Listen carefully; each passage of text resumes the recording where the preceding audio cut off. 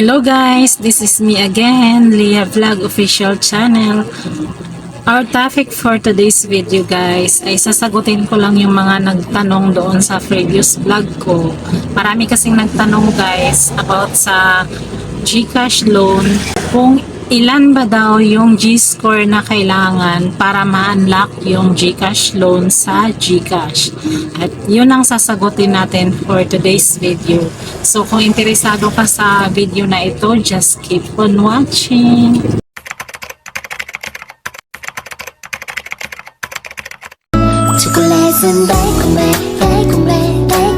Single Moms Vlog. So, nandito na ako, nagbabalik. So, ang pag-uusapan natin ngayon ay about sa GCash loan. So, ano nga ba ang GCash loan? Ang GCash loan guys ay isang lending features ng GCash user.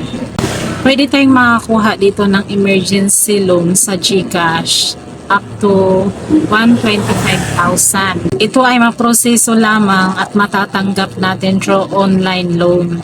At papasok mismo yan sa ating GCash wallet, yung ating niloan. Pwede natin i-cash out yung amount na na-loan natin directly credited to your dedicated bank account. At bago ka makapag-loan sa GCash, note, application approval will be based on your G-score. Kung saan computed ito based on kung gaano kadalas gamitin nyo yung GCash nyo according to your wallet and bills payment history. At ito na yung sagot sa mga katanungan nyo kung how many G-score to unlock G-loan. Currently, no specific method scoring on GCash guarantees unlocking G-loan and other lending products. Keep making GCash transactions and maintain good GCash wallet health to raise your G-score and unlock G-loan. So guys, wala talagang specific method scoring dito sa GCash para ma-unlock ang G-loan. Kasi sa akin dati, 2 years ko siyang ginamit cash in cash out. Saka pa talaga na-unlock yung G-loan. Nasa 690 yung G-score ko noon na nag-text sila na your available credit ganito, nakalagay naman doon na nasa 30,000 yung credit limit. So, depende pa rin yun guys sa gamit mo sa GCash mo araw-araw. Kasi pwedeng bumaba kinabukasan or ano. Kasi sa akin, yung unang tingin ko, nasa 30,000 yung credit limit. Then, hindi pa ako nakapag-decide noon na mag-loan. So, hindi ko ni-loan yun.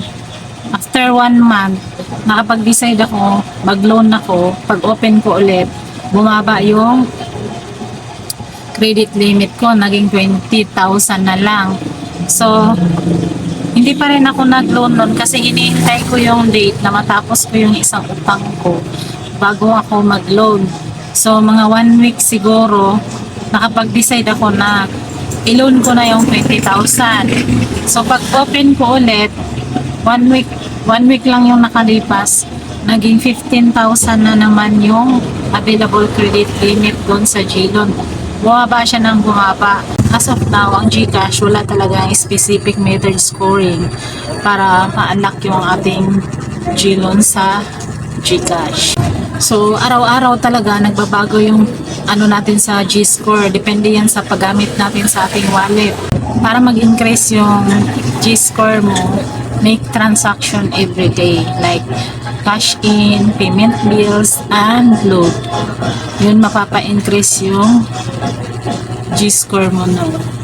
Sana nasagot ko yung mga katanungan nyo kung ilang G-score ang kailangan. So walang specific guys as of now kung ilang G-score ang kailangan bago ma-unlock yung ating GCash loan. At yun lang, sana nakatulong yung video na ito. Don't forget to subscribe my YouTube channel. Thank you and God bless. Bye bye.